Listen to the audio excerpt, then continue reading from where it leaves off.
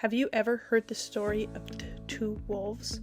An old Cherokee grandfather sat with his grandchildren and said, "Inside every person there's a battle between two wolves.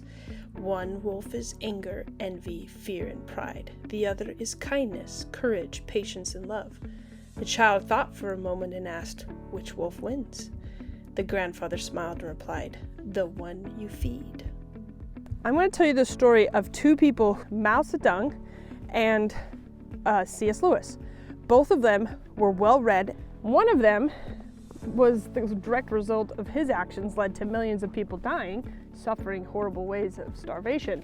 And the other one, because of his actions, has led thousands of people to places of peace, if not millions, with his works and literature. So how can two people both affect millions, but one very negatively and one very positively? The answer is actually quite simple, but actually very difficult, and the answer is mentors. C.S. Lewis had a great mentor. His mentor he called the Great Knox. But Mao Zedong, he never, ever had a mentor like Knox who pointed him in the right way. Education is power, whether we see it that way or not. The truth is, it is. It's very powerful. However, when we give education to people who don't have a way to understand power, we can create literal monsters. And I'm not saying you're creating a monster, but the difference between us being able to utilize education for power for good is the role of the mentor. At Leadership Education Mentoring Institute, we focus on helping you become transformational mentors.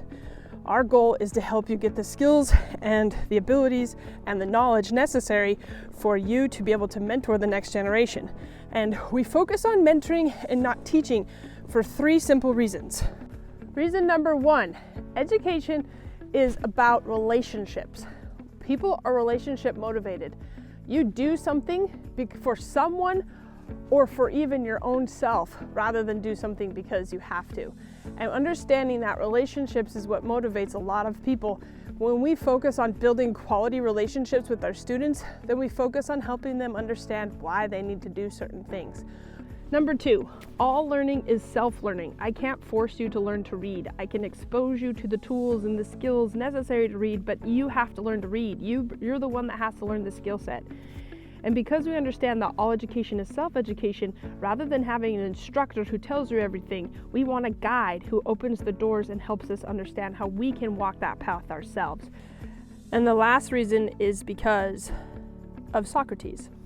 Socrates taught that he was no smarter than his students, and that access and information was available to everybody who just wanted it and asked for it. And so one of the things we learned from Socrates is that if the mentor assumes they know all, then the mentor ceases to be a mentor and becomes a member of authority, and then the relationship changes. And the real challenge is that we create thousands of C.S. Lewises that change the world with the power they gain from the education path that we walk with them.